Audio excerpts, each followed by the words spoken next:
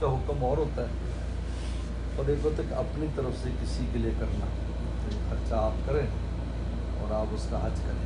تو اس کے لیے جو نا یہ طریقہ ہے کہ آپ جہاں بھی جب آپ احرام باندھیں گے حج کا تو اس کی طرف سے باندھیں کہ میں فلاں بندے کی طرف سے حج کا احرام باندھا، تنبیہ پڑھ لیں جیسے احرام کا طریقہ ہے. پھر جہاں جہاں نیت کرنی ہوتی ہے وہاں اس کی طرف سے نیت کرنی ہے. جیسے تمام زیارت میں نیت کریں گے آپ، صحیح میں نیت کریں گے کہ اللہ میں طواف کی نیت کرتا ہوں فلاں آدمی کی طرف سے، صحیح کی نیت کرتا ہوں فلاں آدمی کی طرف سے. تو یہ پھر وہ سارا حج اس کی طرف سے ہو جائے گا. کہ ہر جگہ دل میں یہ رہے کہ بھی اس کی طرف سے میں وقوف کر رہا ہوں، اس کی طرف سے میں رمی کر رہا ہوں، اس کی طرف سے میں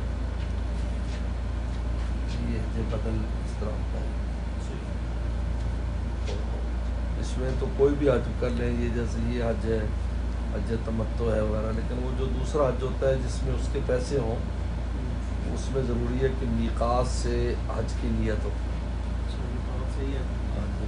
یا مفرد حج ہوگا یا قران ہوگا، تمتع نہیں ہوگا.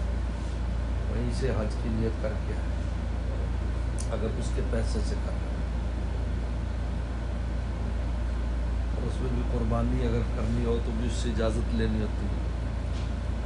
جو وہ حج کرا رہا ہے قربانی تو عمرے کی وجہ سے آتی ہے، اگر اصل حج مفرد کرنا چاہیے تاکہ قربانی نہ آئے.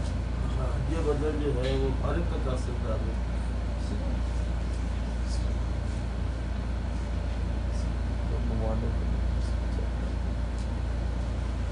قربانی اسی طرح ہی ہے جس طرح ہم عام کرتے ہیں. ادھر ایک قربانی ہم یہاں کرتے ہیں، ایک پاکستان میں اسی طرح ہی ہوتی ہے. بس پاکستان والی تو ان پر ہے جو مقیم ہے، مسافروں پر تو نہیں.